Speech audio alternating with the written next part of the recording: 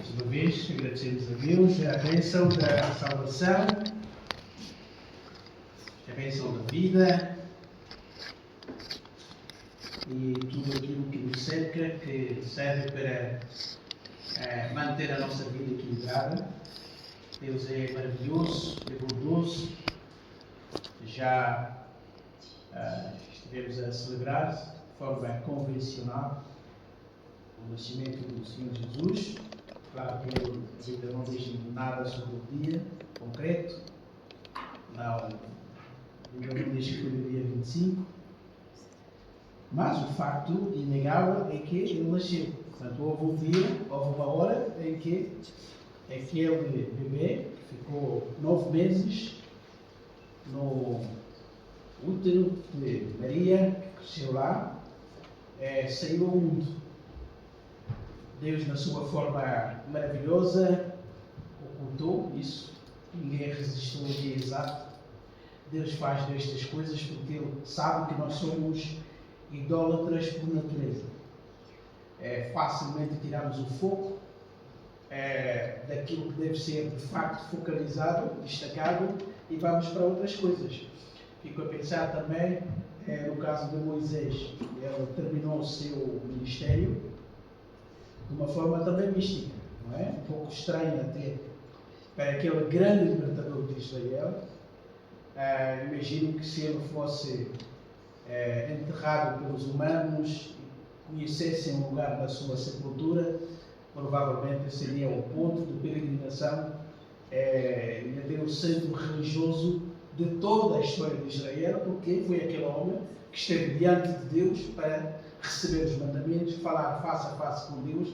Não havia um homem tão manso, tão próximo de Deus naquela altura como Moisés. Por alguma razão, ele morreu, mas Deus o sepultou num sítio onde ninguém sabe, ou pesquisas, tentativas de encontrar, mas não é. Deus faz destas coisas. Então nós também, para não adorarmos o dia em vez do Salvador, mesmo assim, o dia que ficou convencionalmente estabelecido, hoje é festejado muitas vezes sem o próprio aniversariante. Né? O aniversário é celebrado, mas nem sempre o aniversariante é destacado. Então, mas nós sabemos que ele veio e a encarnação é das verdades e das doutrinas mais extraordinárias que temos na Palavra de Deus. E ele é bom, porque só ele soube resolver o problema que o ser humano queria. Vamos então para o nosso texto desta manhã. Continuamos hoje, voltamos à carta, ou epístola aos Hebreus. Vamos para o capítulo 4. Vamos ler parte do capítulo 4 e também a parte inicial do capítulo 5. Epístola aos Hebreus, capítulo 4. Vamos começar a nossa leitura a partir do versículo 14.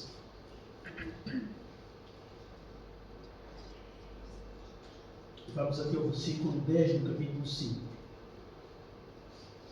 Hebreus, capítulo 4, a partir do versículo 14. Diz assim a palavra do nosso Deus. Tendo, pois, a Jesus, o Filho de Deus, como grande sumo sacerdote que penetrou os céus, conservemos firmes a nossa confissão. Porque não temos sumo sacerdote que não possa compadecer-se das nossas fraquezas. Antes, foi ele tentado em todas as coisas, a nossa semelhança, mas sem pecado. Acheguemo-nos, portanto, confiadamente, junto ao trono da graça, a fim de recebermos misericórdia e acharmos graça para socorro em ocasião oportuna.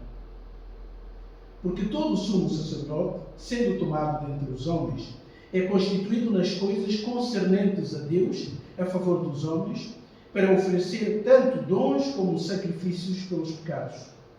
E é capaz de condoer-se dos ignorantes e dos que erram, pois também ele mesmo está rodeado de fraquezas.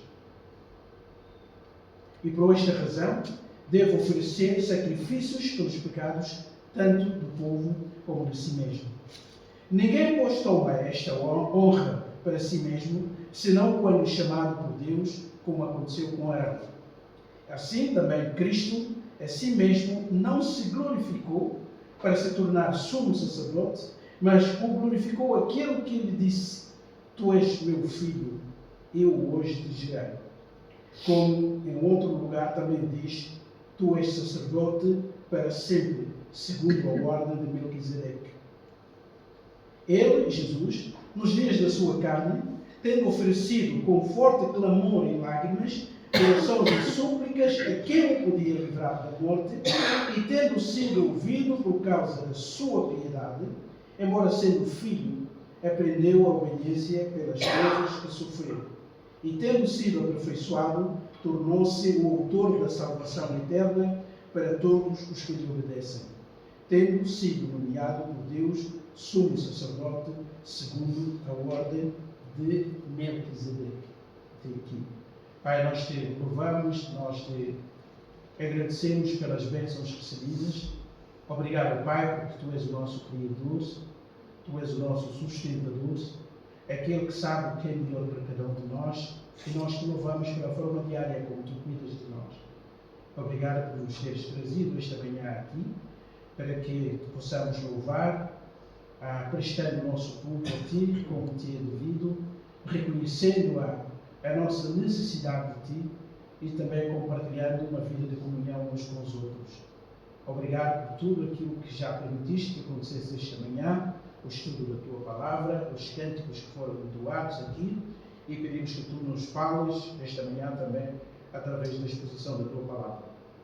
Que o Espírito Santo possa tocar os nossos corações e sensibilizar as nossas mentes, de modo a que essas verdades possam encontrar espaço em cada um de nós. Ajuda-me também na exposição desta palavra, de modo a ser claro e também a leal a Ti e a ser coerente com aquilo que Tu ensinas também nessa mesma palavra. Abençoa-nos aqui, abençoa a Tua igreja reunida em várias localidades, ó Pai, que a Tua presença se faça sentir e o Teu Espírito Santo possa agir também com toda a liberdade. É esta oração que faço esta manhã, em nome do Senhor Jesus. Amém. Ok, nós continuamos com a carta, com o foco da carta, e essa repetição, essa insistência sobre o tema da carta, ajuda, não só esta carta, mas ajuda-nos a interpretar da melhor forma a Bíblia. Nem sempre os textos são fáceis, mas quando nós temos o foco da carta, porque quem escreveu a carta, orientado pelo Espírito Santo, obviamente, mas teve o foco, teve o objetivo, alguma coisa o levou a escrever como escreveu e tratar os problemas, os assuntos como os tratou. Portanto, há essa intencionalidade. Então, conseguir apanhar o rumo, o fio condutor do seu pensamento, facilita-nos na nossa interpretação da palavra. Não é? E o autor, como nós já vimos, está a alertar os seus destinatários sobre a perigosa atitude da apostasia. Não é? Abandonar uma fé que um dia foi professa. Um dia alguém assume a fé, fica encantado com o Senhor Jesus Cristo, não quer viver mais sem ler a Bíblia, sem orar. Nós sabemos aquelas experiências que nos acontecem, não é? Na altura do nosso conhecimento da palavra, ficamos entusiasmados, queremos evangelizar o mundo todo, parece que não há mais nada a fazer na vida a não ser sair pelas ruas fora e começar a falar de Jesus, não é? Mas, infelizmente, o que acontece é que com o passar do tempo, então, aquela característica muito nossa começa a surgir, não é? Da psicoadaptação. Estamos a relativizar a nossa motivação, o nosso entusiasmo inicial e, afinal, a vida é muito mais do que aquilo que nós pensávamos e ali vamos ganhando também com os contratempos da vida algum equilíbrio de chegarmos à conclusão, que nos leva à conclusão de que, afinal, ainda estamos aqui, nesta terra, temos sangue e carne e também, com a maturidade, a nossa própria consciência da dependência de Deus. Sabendo que não vamos fazer tudo, Deus não nos chamou para fazer tudo, mas para fazer algo que Ele destinou a cada um de nós. Então isso é normal que aconteça. Mas, infelizmente, também temos experiências de pessoas que chegam ao extremo. Não é? Um dia ficaram entusiasmados com a verdade bíblica, só queriam saber de Deus e da Bíblia e das verdades, mas de repente esse entusiasmo desaparece e alguns vão mesmo ao ponto contrário de negar tudo aquilo em que creram um dia e até desprezar aquilo que já valorizaram um dia na sua vida. Não é? Esse é o perigo de sempre. Mas há um processo sempre. Aliás, as coisas naturais levam sempre um processo. Não é? Alguém dizia que tudo que é natural chega à sua realização através de um processo. É sempre assim. Não é? As coisas nascem, nós plantamos, semeamos, mas não temos o resultado no dia seguinte. Então, tudo que é natural obedece a um processo natural também. Embora controlado por Deus, controlado por leis da natureza, mas há sempre processos a serem obedecidos para que as coisas corram bem. Não é? Quando esses processos não são respeitados, normalmente há consequências sempre. Prova disso são as consequências da nossa saúde quando comemos coisas que não foram cultivadas, animais que foram criados, não num processo natural de crescimento. Nós todos sabemos que sempre que aceleramos com a justificação de que somos demais, há pessoas a mais, etc., precisamos de produzir hoje e já consumir o produto amanhã, esses são sempre os argumentos, mas nós sabemos que lá no fundo, a ganância faz isso. Eu não quero esperar 6 meses até recolher o produto. Se eu conseguir ter o produto pronto em 2 meses, em 3 meses, eu vou fazer tudo o que estiver ao meu alcance, e inclusive eu vou juntando moléculas e coisas para acelerar, porque é que eu vou ter uma recolha uma vez por ano, se eu posso ter 3, 4, 5 vezes por ano? Então, essa é a fórmula. Mas nós sabemos, aquilo que nem sempre é dito na comunicação social, estamos a sofrer com isso. Os nossos organismos estão a sentir que as coisas que vão lá dentro não cumpriram, não obedeceram os processos naturais do seu crescimento até a maturidade. Então há sempre esse processo. E o autor então era alerta, dizendo, cuidado, há sinais. Há sinais, quando a gente perde o entusiasmo inicial, começa a perder o interesse pelas coisas espirituais, ficamos estagnados, então já é um convite para a apostasia. Porque pouco a pouco essas coisas vão perdendo o interesse. Alguém escreveu um artigo há pouco tempo e dizia, e achei aquilo muito forte, dizia que quando o culto, ou a leitura bíblica, ou as orações se tornam opcionais para os pais, os filhos desses pais perderão o interesse. Achei aquilo profundo demais.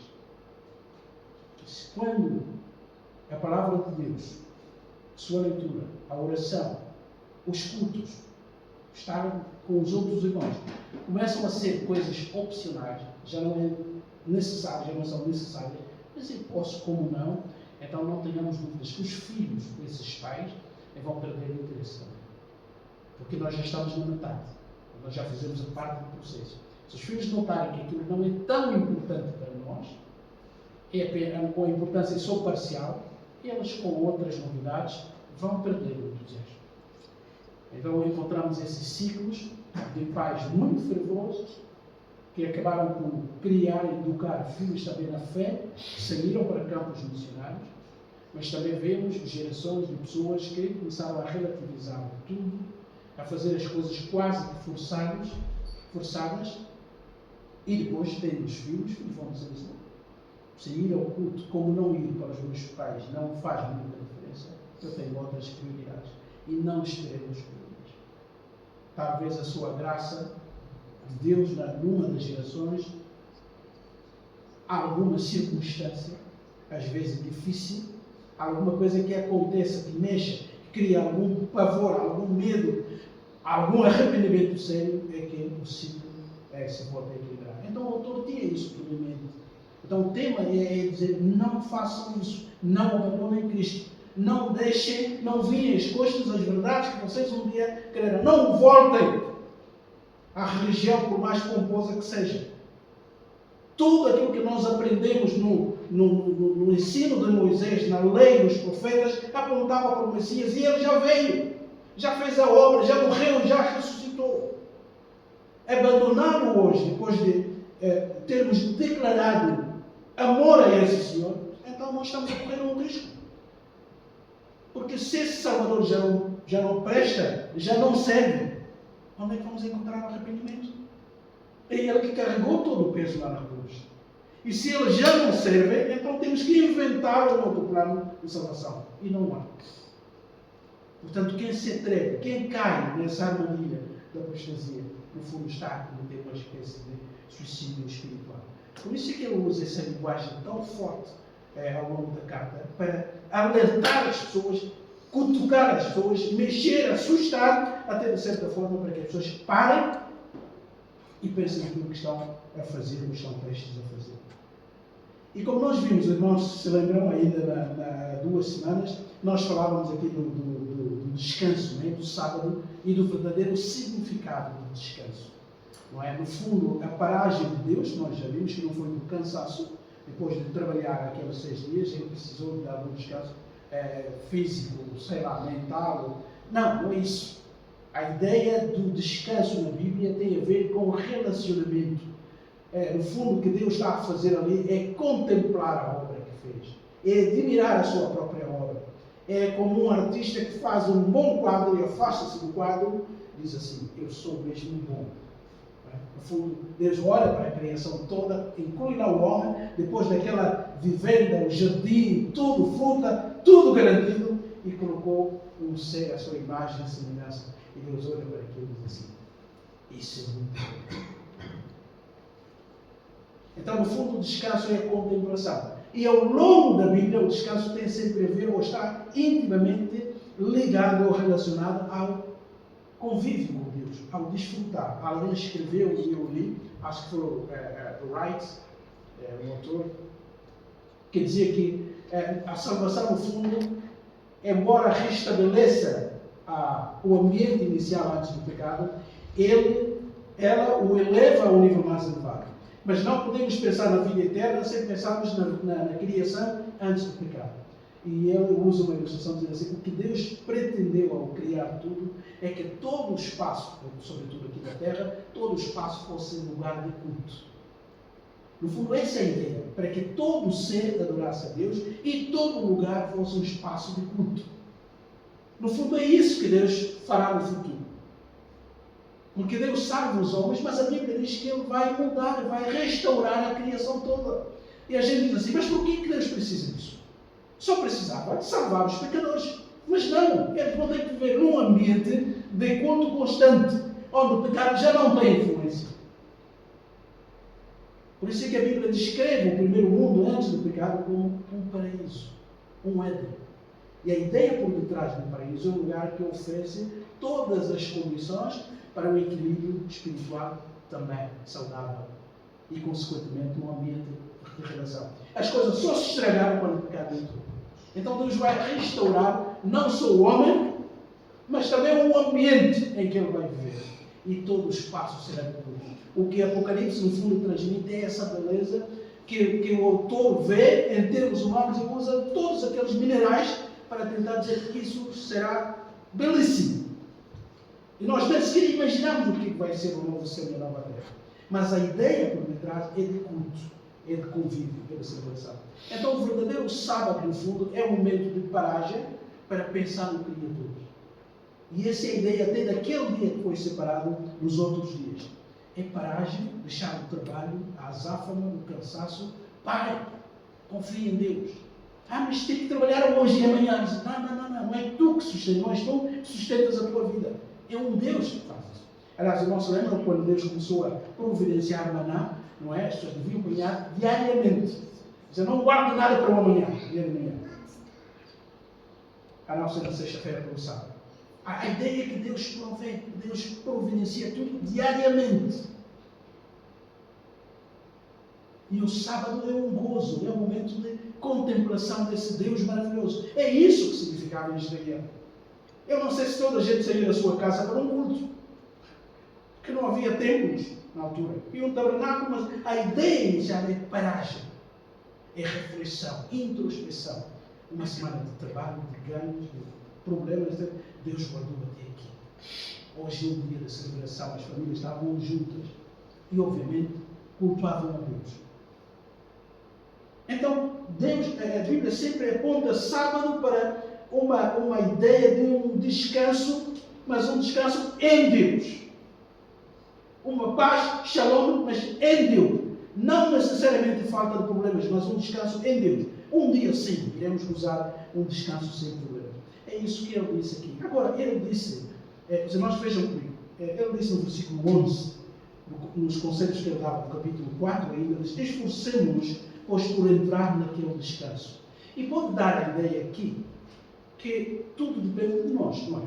Porque ele diz esforcemos, a Bíblia usa essa Bíblia, permanecer. Façam isso. Então, para entrar é preciso usar casaco de ferro e tentar entrar. E Jesus disse que o reino de Deus chegou, lembram-se? Não é? Diz que são os fortes aqui entram, os esforçados. E a gente pode entender mal essa orientação de dizer, então está a dizer que tudo depende de mim.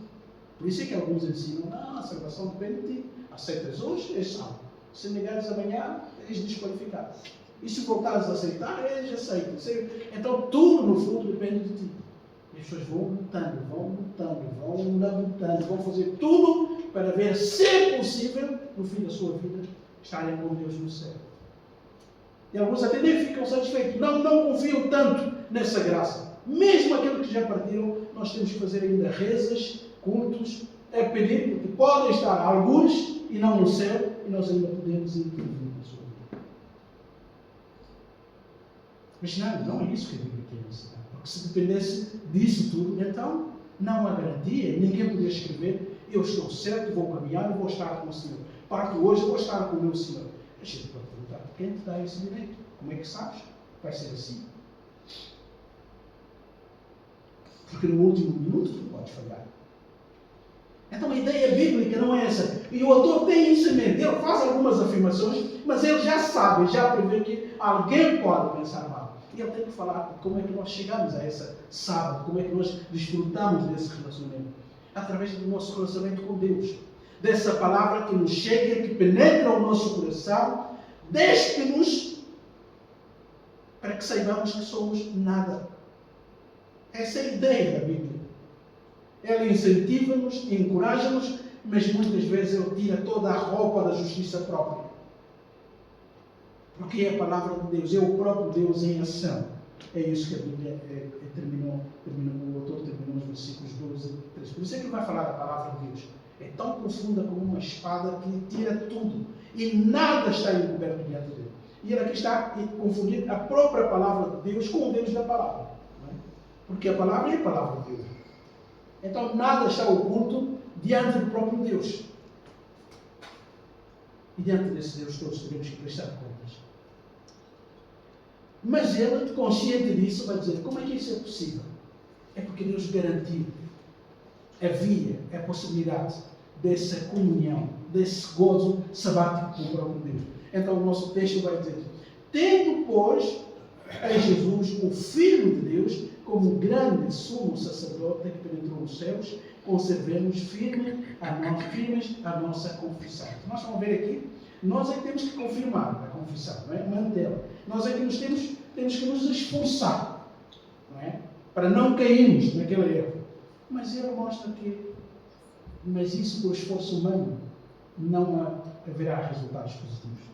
Temos que fazer tudo isso confiando em alguém que se assumiu como nosso grande sumo sacerdote. E nós sabemos que na história de Israel, o sacerdote e o seu principal, que é o sumo, a palavra latina, para o principal, o chefe, o sacerdote, era a representação do povo. No fundo, o autor está a dizer, pois, da nossa parte temos que fazer isso. Temos que estar alertas para não cair naquele erro. Mas temos que confiar. Confiar que é um Deus que comanda o trono das nossas vidas. E ele enviou alguém e fez dele um sumo sacerdote. E esse sumo sacerdote já resolveu a sua missão e penetrou os céus. E ele aqui faz logo um contraste entre todos os sumos sacerdotes humanos da linhagem de Arão. Porque eles entravam lá no céu. Entravam numa divisão, numa terceira divisão do tabernáculo ou do templo. chamado Santo dos Santos, mas aqui na terra. Eles iam lá, estavam lá para representar Israel e interceder pelo povo de Deus e, de certa forma, também por eles mesmos, mas para estar ali na presença e fazer, digamos assim, trazer os pecados do povo e fazer aí a propiciação e pedir a misericórdia de Deus. Mas aqui na terra. E o autor faz um contraste aqui. Nós vamos acompanhar. Ele contrasta Jesus com os anjos, por quem a lei chegou. Contrasta Jesus com Moisés, que recebeu a lei. Uma figura emblemática na história de Israel. Um servo dedicado, mas ele não foi filho de Deus na categoria ou na qualidade do Senhor Jesus Cristo. E falando do sábado, que era a entrada para o descanso numa terra física, geográfica, ele tinha que falar de Josué. Mas ele já disse, nós já vimos aqui, não é? Versículo 8 diz assim: ora, se Josué lhes houvesse dado descanso, se aquele destino naquela terra de Canaã fosse o sábado final, a Bíblia diz, não falaria posteriormente a respeito do outro dia. É porque há um sábado ainda mais extraordinário, mais maravilhoso, se quisermos, do que apenas aquela entrada naquela terra e desfrutar do mel e do leite que aquela terra dá. Há qualquer coisa de espiritual aqui, no fundo é isso que ele tem em mente. E Jesus Cristo, diferentemente dos outros sacerdotes, ele entrou, penetrou os céus, portanto devemos conservar a nossa confissão que um dia fizemos. Não é? Porque não temos sumo sacerdote que não possa compadecer-se das nossas fraquezas, antes foi ele tentado em todas as coisas a nossa semelhança, mas sem pecado. O autor também vai fazer agora aqui, ela entra no ministério sacerdotal de Jesus. Aliás, é isso que ele vai tratar daqui até o capítulo 10. Jesus como sacerdote e as consequências na aliança, etc. Mas ele diz assim, espera aí, nós temos um sumo sacerdote que se comparece dos nossos problemas, dos nossos pecados, das nossas falhas. E essa é a beleza da salvação. Por isso é que Jesus teve que encarnar. Ele veio aqui para ser um de nós e participar da nossa vida. Falha, limitada. Apenas com uma diferença essencial. É que nós somos o que somos por causa do pecado. E Jesus não pecou. Mas todos os outros sumos sacerdotes pecaram. Porque a Bíblia diz que quando o sumo sacerdote entrava lá no lugar mais santo, uma vez por ano, ele iria lá, ou entrava lá para fazer confissão perante Deus, pelos pecados do povo, mas também pelos seus próprios pecados. Ou seja, qualquer sumo sacerdote chamado por Deus sabia que eu sou representante de toda a nação, mas não sou melhor do que eles. Eu preciso de arrependimento, preciso de confessar diante de Deus, e o sangue que ele carregava não era só o sangue que representava a nação de Israel, mas ele próprio estava incluído naquilo. E o autor está a fazer a diferença, dizendo que Jesus não é assim. Ele é o único sumo sacerdote que fez todas as outras coisas que os outros sumos sacerdotes faziam na altura, mas sem pecado. Por isso, é saudável, é prudente, é sábio nos aproximarmos desse Deus, em vez de nos afastarmos desse Deus que nos deu esse sumo sacerdote. Versículo 16. Acheguemos-nos, portanto, confiadamente junto ao trono da graça, para quê? Ou a fim de quê? A fim de recebermos misericórdia e acharmos graça para socorro em ocasião oportuna. É isso que torna o Evangelho maravilhoso. O autor está a dizer, não voltem para trás, porque Jesus é o nosso sumo sacerdote e ele já entrou por nós. Ele já abriu a entrada, nós podemos entrar até aquele trono, um lugar que nenhum israelita via. Havia cortina onde as pessoas ficavam, cá no arraial, dentro só ficavam os sacerdotes, mas um pouco mais à frente só ia uma pessoa. Ou seja, muitos israelitas, todos aqueles israelitas viveram toda a sua vida sem saber o que há dentro daquela segunda cortina. Quem se atrevia a fazer morria. Mas o autor está a dizer, Jesus abriu a porta. Portanto, nós podemos chegar ao trono da graça de Deus. A Bíblia chama o trono da graça de Deus não um espaço físico, mas um momento de consciência. Pode ser no quarto, pode ser no carro, pode ser na rua, em que a gente reconhece a situação em que vive e suplica graça diante de Deus. É um momento de confissão. Não importa, esse lugar é um estado, é mais um estado do que um lugar físico. Nós podemos chegar ao trono da graça de Deus para recebermos misericórdia e acharmos graças. Não se lembram, há algum tempo atrás, nós falámos a diferença entre misericórdia e graça, não é? Termos que aparecem praticamente sempre em conjunto. Graça é recebermos o que nós não merecemos. O favor, o perdão, tudo aquilo que nós não merecemos, mas Deus nos dá. Então, é isso que é graça. É um favor imerecido. E misericórdia é Deus não nos dar aquilo que merecemos. Inferno, condenação, porque nós somos culpados. Mas Deus olha para o nosso coração, a nossa miséria, e estabelece, mostra o seu coração, não é? Cardio, ou carnis em latim, e miséria. Ele olha para a nossa miséria, eles mereciam isso. Mas eu não vou dar, porque eu sou carne. Então, o autor está a dizer que nós encontramos isso diante de Deus. E ele não fica contente com isso, ele vai ter que explicar um pouco mais aquilo que tinha em mente quando estava a escrever aqueles irmãos. Diz assim: porque todo sumo sacerdote, sendo tomado dentre os homens, é constituído nas coisas concernentes a Deus, a favor dos homens, para oferecer tanto dons como sacrifícios pelos pecados. O sumo sacerdote fazia duas coisas, não é? Ele tinha um serviço a dar a Deus, mas ele o fazia em nome das pessoas. Era um intermediário, um mediador. Ele tinha que representar a nação diante de Deus. Portanto, tinha coisas a fazer, serviços a prestar diante de Deus, cumprir todo aquele ritual, mas ele o fazia também representando os outros seres humanos, os outros compatriotas que eram pecadores.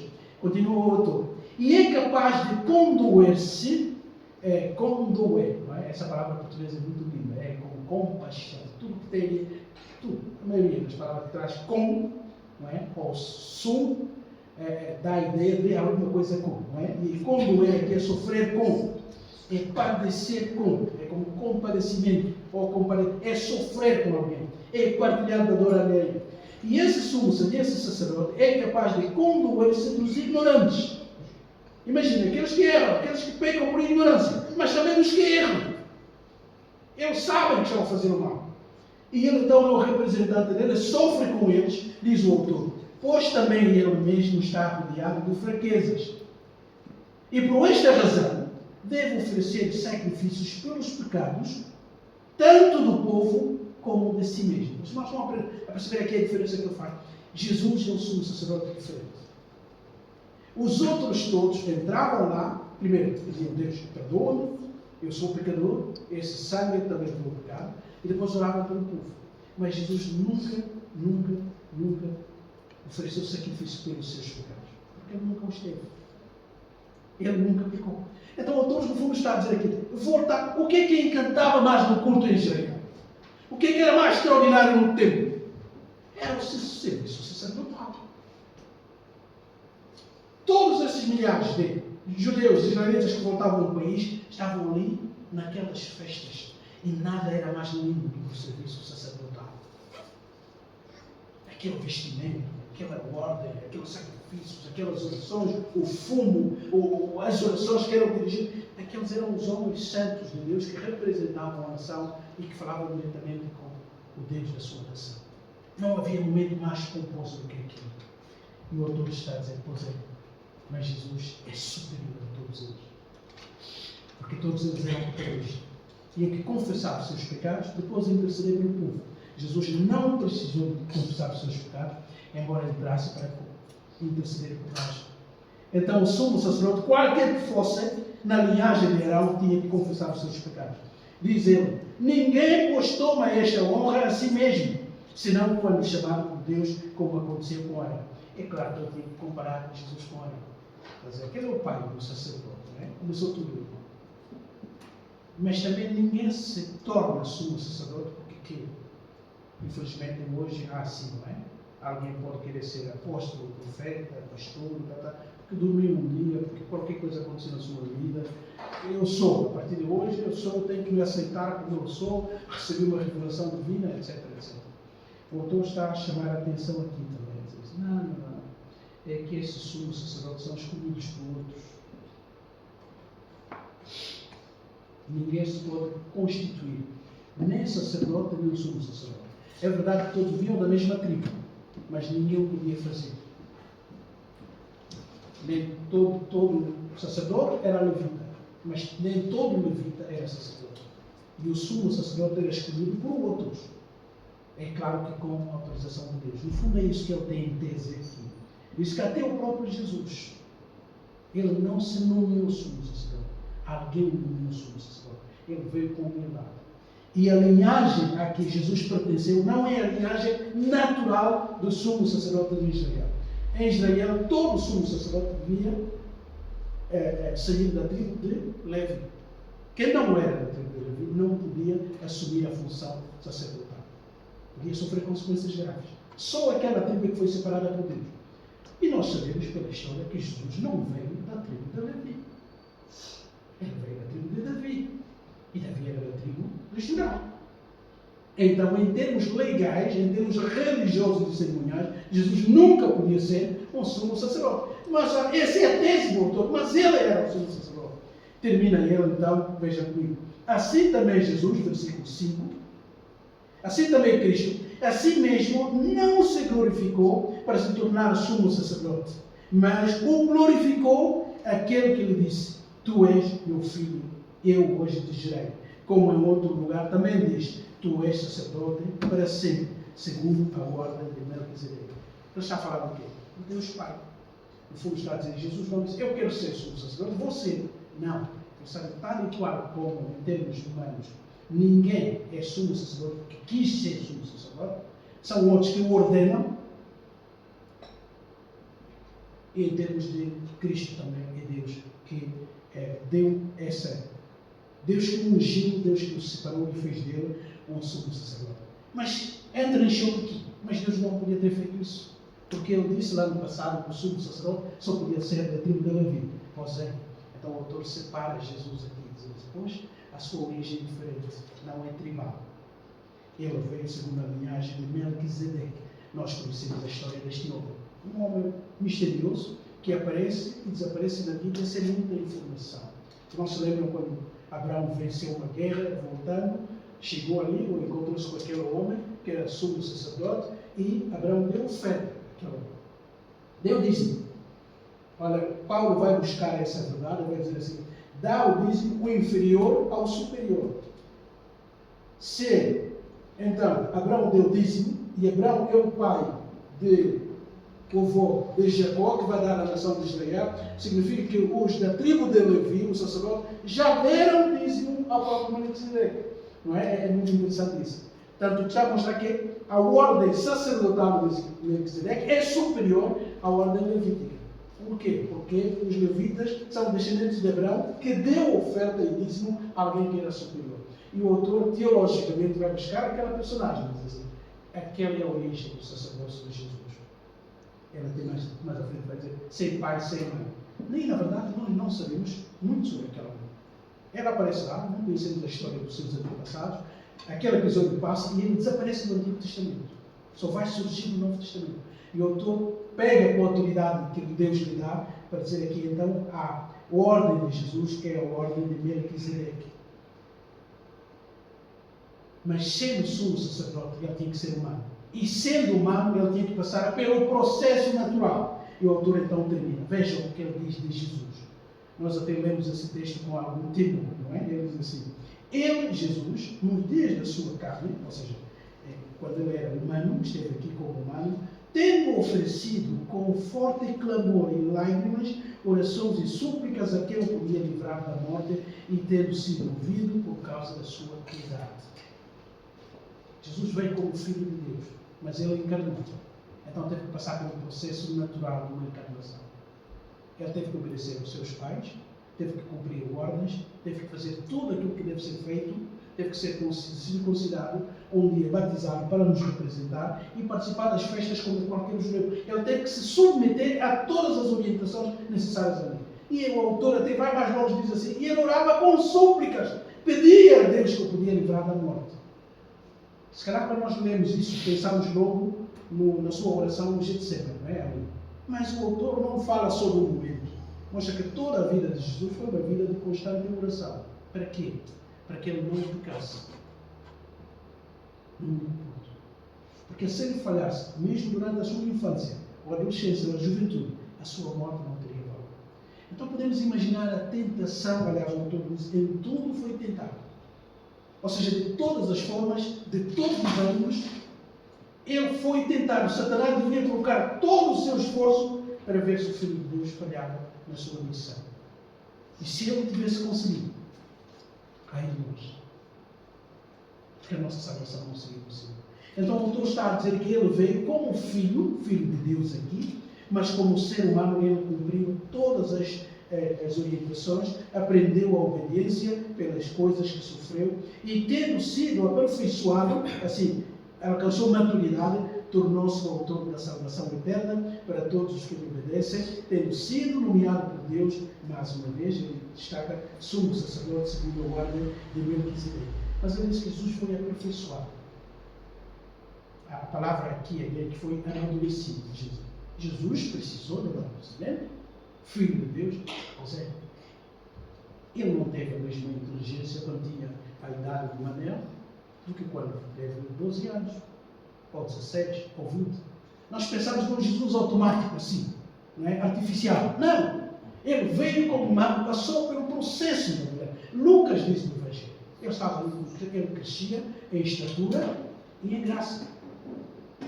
Ele foi crescendo. Ele teve que obedecer ao Deus Pai que o enviou. E a sua obediência que torna a sua morte válida. Por isso é que a ressurreição de Cristo é a confirmação da validade da sua morte. Mas a sua morte só foi perfeita porque ele viveu uma vida perfeita. O autor então diz, essa é a grande diferença. E no fundo ele está a dizer, vale a pena negar a fé num sacerdote assim e voltar aos cultos dirigidos por sacerdotes humanos, por mais pomposos que sejam? Vale a pena trocar o que está aqui? Vamos ficar por aqui. Mas Jesus veio de uma linhagem superior ao próprio sacerdócio levítico. Então, quem encontra em Jesus o sacerdócio superior não pretenderá nunca voltar a um sistema cujos sacerdotes vieram da linhagem de Davi. Eles eram apenas figuras, tipos daquele que viria como o verdadeiro sumo sacerdote. Por isso é que o autor chama aqui de grande sumo sacerdote. Que Deus nos abençoe. Os irmãos verão que a partir daqui, o autor até diz, eu tinha muita coisa a dizer sobre Melquisedeque, não é? Muita. Mas agora não é a prioridade. Há um intervalo que ele vai fazer aqui. Ele vai continuar o argumento no capítulo 6. Mas aqui ele vai ter que exortar. E nos próximos textos nós teremos provavelmente o texto mais difícil do Novo Testamento.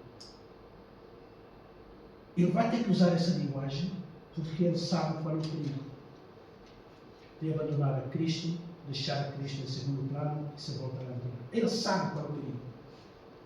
E para grandes males, não é? Grandes males, como é que se diz? Grandes remédios, não é? Quando é preciso mesmo antibiótico, tem que ser, não se vai com paracetamol. Quando o problema é sério, o medicamento tem que vir antídoto. Quando é preciso abrir o peito, porque o coração de outra forma não funciona mais, tem que saber quebrar as costelas. Porque a situação é grave. Espiritualmente é a mesma coisa. Ele vai ter que usar uma linguagem mais forte, das mais fortes que há no Novo Testamento, para não dizer em toda a Bíblia. Porque ele sabia que deixar esse bom, esse grande sumo sacerdote, a pessoa pode continuar religiosa, mas espera aquilo que é essencial. E ele vai alertar. Mas aqui apenas destaca Jesus como vindo de uma ordem superior. Que Deus abençoe as nossas vidas, ainda com a mente voltada para o Natal, agradecemos a Deus a encarnação. O Filho de Deus teve que passar por tudo isso. Imagina, toda a vida, 30 e tal anos, sem falhar um único dia, sem desobedecer um único mandamento, sem fazer tudo. Nós não conseguimos, simplesmente. Mas ele teve que fazer. Porquê? Porque ele pensava em nós. Ele sabia que a falha dele seria a nossa falha. E a obediência dele seria a nossa esperança. Que a nossa mente valorize a encarnação. Porque o Filho de Deus fez um igual a nós e representa-nos até hoje em exercício desse ministério sacerdotal. Que Deus nos abençoe. Pai Santo, obrigado pelo teu amor. Obrigado pelo Senhor Jesus Cristo. Santo Deus, que o nosso coração agradeça mais e mais o facto de ter vindo para resolver o problema que nenhum outro sacerdote conseguiu resolver. Nenhum profeta conseguiu resolver. Porque eles também eram pecadores. Precisavam da misericórdia do teu Pai. Mas veio um que fez toda a diferença, o nosso Senhor e Salvador. Que todos os dias nós cantemos louvores a esse Salvador. Obrigado pelo teu amor e paixão. Abençoa a tua igreja.